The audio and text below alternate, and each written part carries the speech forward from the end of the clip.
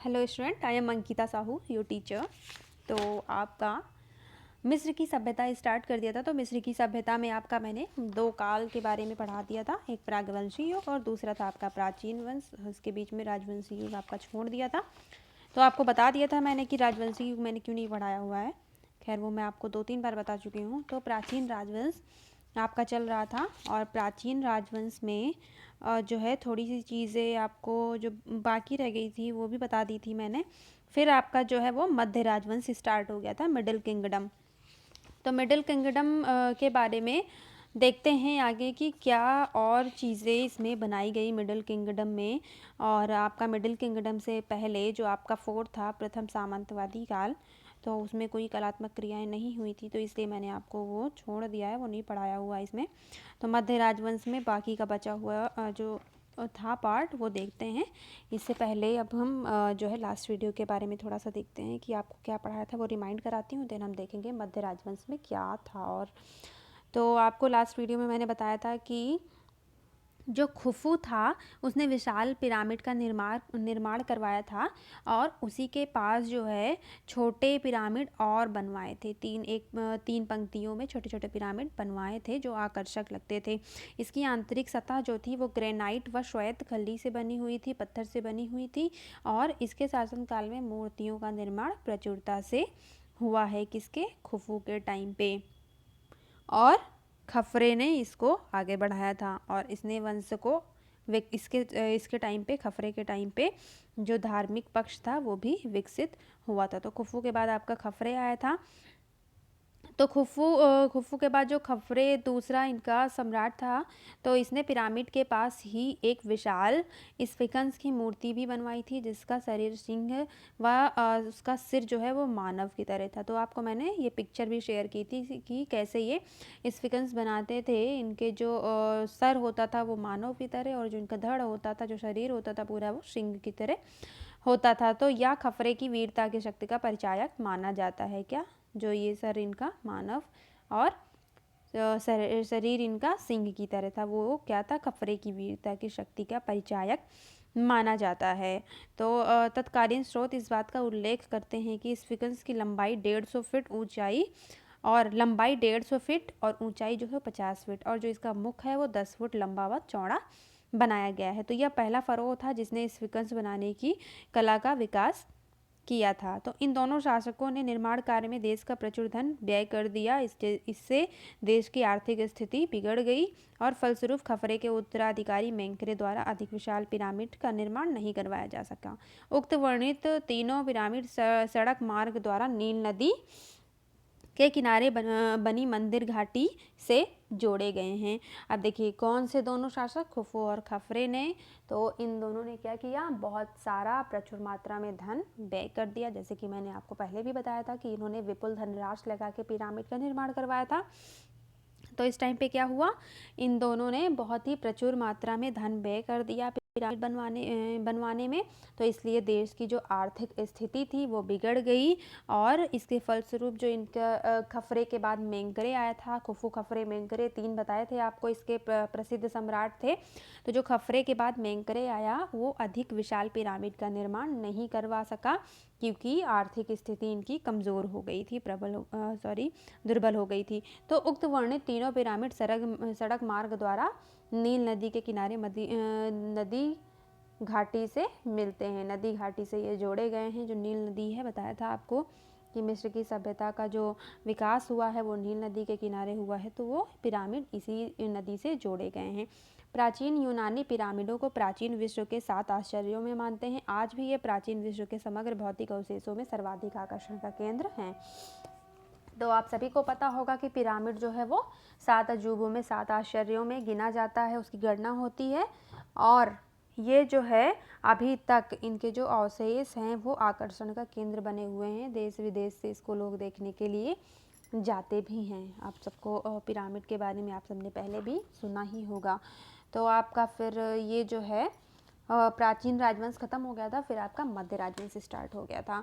तो छठे राजवंश के पतन के साथ ही मिस्र के प्राचीन राजवंश पिरामिड युग का अवसान हो गया और लगभग 150 वर्षों तक मिस्र के कलात्मक विकास की धारा अवरुद्ध हो गई। प्राचीन राज्य के पतन के मुख्य 2 कारण थे। अब देखिए इसके 2 कारण थे पतन के। तो इनके बाद पिरामिड का निर्माण नहीं हो सका और जो आपको बताया था कि प्राचीन राजवंश में तीसरे से छठे तक के राजवंश आते हैं, है ना। तो ये क्या हुआ, 150 वर्षों तक तो चला और उसके बाद क्या हुआ, इसका विकास अवरुद्ध हो गया, मतलब रुक गया। फिर प्राचीन राज्य जो है वो 2 भागों में डिवाइड हो गया। प्रथमतः 5वें राजवंश से ही मिस्र के फरो विघटनकारी तत्वों पर नियंत्रण रखने की अशक्त तथा अयोग्य रहे और केंद्रीय सत्ता पर अनवरत आक्रमण होते रहे। अब देखिए यहाँ पे इसके 2 कारण बताए इन्होंने कि किस कारण ये 2 भागों में बट गया राज्य। तो ये जो है जब 5वें राजवंश थे तो उसी टाइम पे यहाँ पे आक्रमण होते रहते थे, तो उनको नियंत्रित नहीं कर पाए जो यहाँ के राजवंश थे। तो इसीलिए वो अयोग्य थे, इसीलिए इन्हों पे आक्रमण अनवरत मतलब कंटिन्यू इन पे होते रहते थे। देश के छोटे छोटे राज्यों में विभाजित हो गया।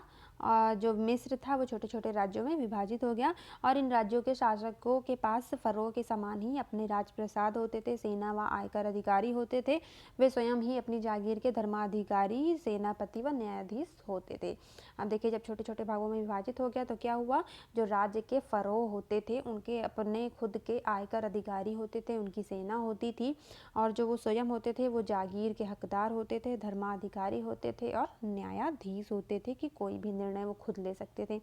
इस युग में परलौकिक जीवन पर संकट की भयंकरता बढ़ गई। यह माना जाने लगा कि अनेक प्रकार के भयंकर जीव, सर्प, घड़ियाल मृतात्मा को भयभीत करते हैं तथा उनके समग्र परलौकिक शरीर को नष्ट कर देते हैं। इन सबसे बचाने के लिए मृतक की शवपेटिका पर अनेक जादुई मंत्र व चेतावनियां लिखी जाने लगी, जिन्हें कॉफिन टेक्स्ट कहते हैं।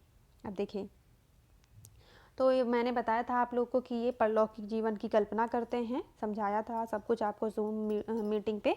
तो क्या हुआ, ये मानते थे कि जो उनकी मृत आत्मा होती है उनको नुकसान पहुंचाते हैं या फिर उनसे संकट होता है, किससे, भयंकर जीवों से, जिनमें सर्प और घड़ियाल होते हैं। तो ये क्या करते थे, जो शव पेटिका होती थी जिसमें मृतक शरीर को रखा जाता था, तो उस पेटिका के ऊपर ये टेक्स्ट लिख देते थे, कुछ उस पर चेतावनियाँ और कुछ जादुई मंत्र लिखते थे, जिससे इनको लगता था कि यह मृतक शरीर बिल्कुल सुरक्षित है, सेफ है। तो उसको क्या कहा जाता था, कॉफिन टेक्स्ट कहा जाता था। अब आगे देखते हैं कि क्या है इसमें मध्य राजवंश में। मध्य युग का 12वां राजवंश प्रगति का केंद्र बिंदु था। इस समय में प्रशासनिक कुशलता, संपन्नता, कलात्मक प्रगति, सांस्कृतिक उत्कर्ष का क्रम चलता रहा, जिसके कारण इतिहासकारों ने राजवंश के शासन को श्रेष्ठ युग या स्वर्ण युग की संज्ञा दी है। अब देखिए जो मध्य युग का 12वां राजवंश था, तो ये जो है 5वां और 6ठा राजवंश जब था तब यहाँ पे आक्रमण बहुत होते रहते थे, लेकिन अब जब 12वां राजवंश स्टार्ट हुआ तो ये प्रगति का केंद्र बिंदु था, मतलब इस टाइम पे विकास स्टार्ट हो गए थे और इस समय प्रशासनिक कुशलता, संपन्नता, कलात्मक प्रगति, सांस्कृतिक उत्कर्ष का क्रम चलता रहा और इन सभी का विकास होता रहा। किसका, संपन्नता का, कलात्मक प्रगति का, सांस्कृतिक का उत्कर्ष होता रहा। तो ये सारी चीज़ें क्रम में चलती रही, जिसके कारण इतिहासकारों ने राजवंश के शासन को श्रेष्ठ युग या स्वर्ण युग की संज्ञा दी है। तो इस टाइम को 12वें राजवंश के टाइम पीरियड को ये लोग श्रेष्ठ युग कहते हैं या फिर स्वर्ण युग की संज्ञा देते हैं। हिक्सास आक्रमण के फलस्वरूप मिस्र में कुछ मौलिक परिवर्तन हुए, जिससे स्पष्ट है कि मिस्रवासी हिक्सास जाति के ऋणी थे। अब देखिए हिक्सास आपको इससे पहले भी बताया हुआ है मैंने, जब आपका सुमेर अक्काद चल रहा था उसमें भी जो है इनका आक्रमण होता रहता था हिक्सास जाति का। तो हिक्सास आक्रमण मिस्र में भी हुए थे, जिनके कारण मिस्र में बहुत सारे परिवर्तन देखने को मिलते हैं। तो ऐसा अनुमान लगाया जाता है कि जो मिस्रवासी थे वो हिक्सास जाति के ऋणी थे, मतलब उनके ऊपर उनका कोई कर्ज था हिक्सास जातियों का मिस्र वालों के ऊपर।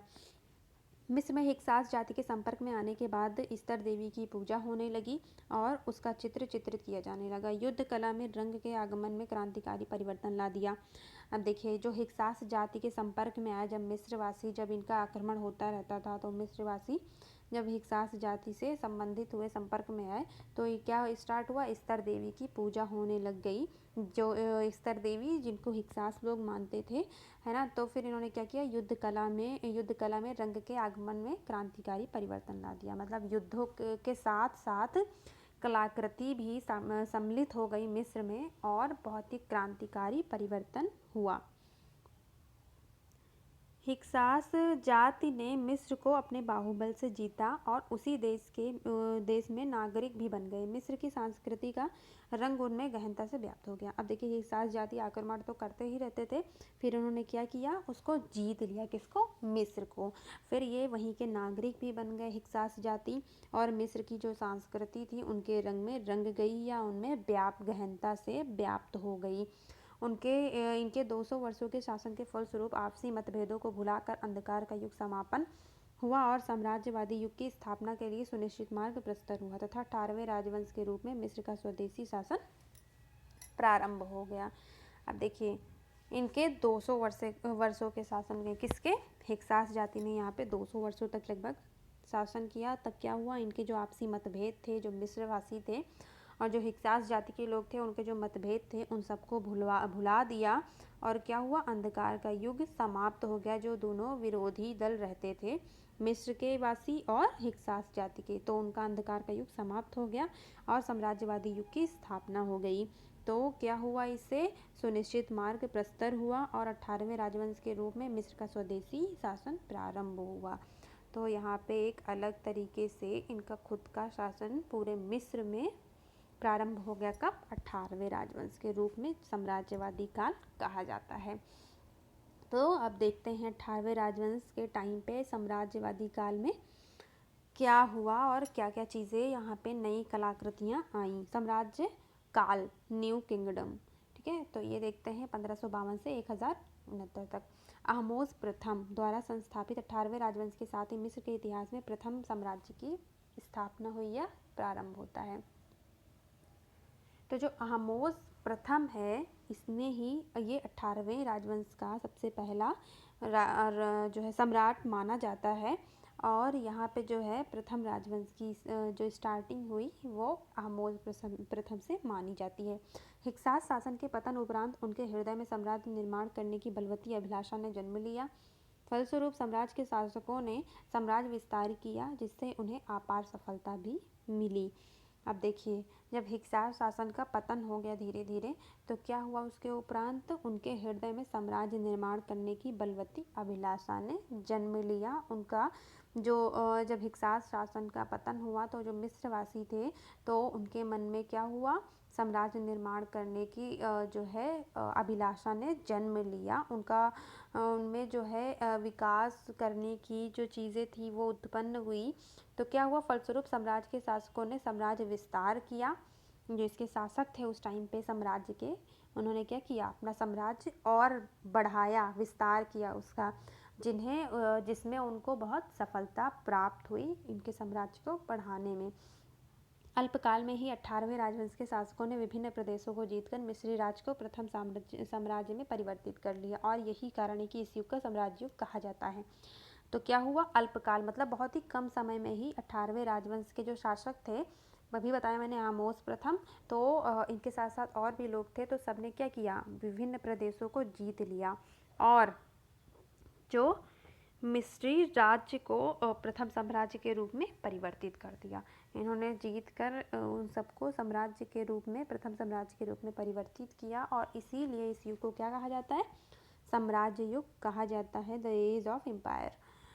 अमेनोफिस तृतीय के शासनकाल में बनी मूर्तियाँ भी अपनी उत्कृष्टता के लिए प्रसिद्ध हैं। इस समय बनी मूर्तियों में मानव जीवन के विभिन्न पक्षों एवं मनोवृत्तियों का सुंदर अंकन हुआ है, जिनमें सूक्ष्मता तथा विविधता का सुंदर सम्मिश्रण है।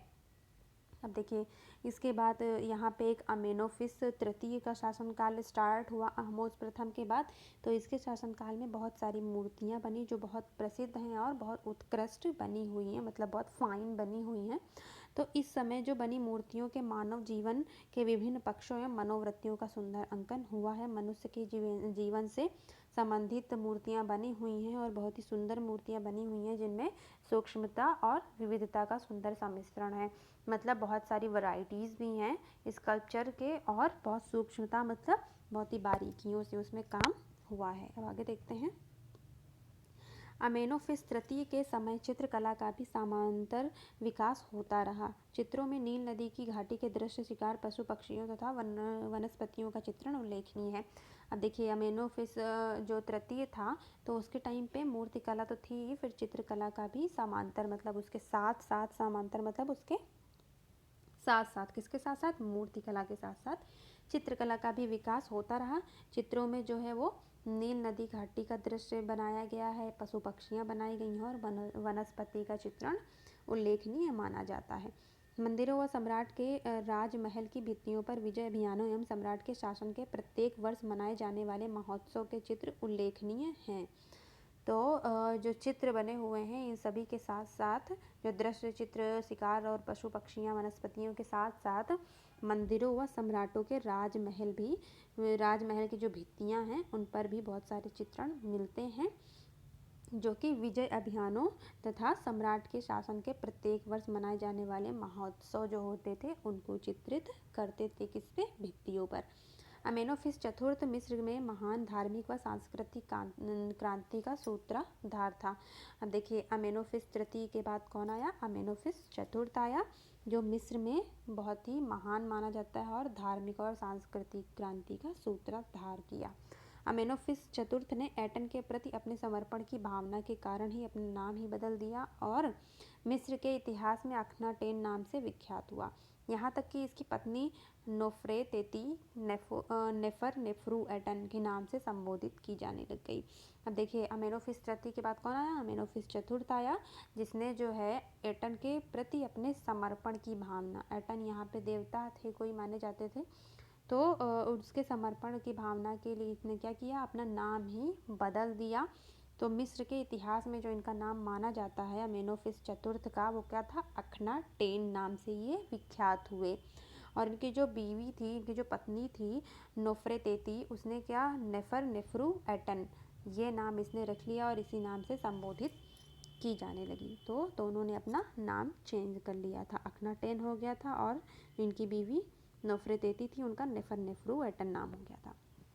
तो आपको इस वीडियो से रिलेटेड अगर कोई चीज़ नहीं समझ में आ रही हो तो मुझे मैसेज करें या फिर मेरे साथ जूम मीटिंग पर डिस्कस करें। Thank you.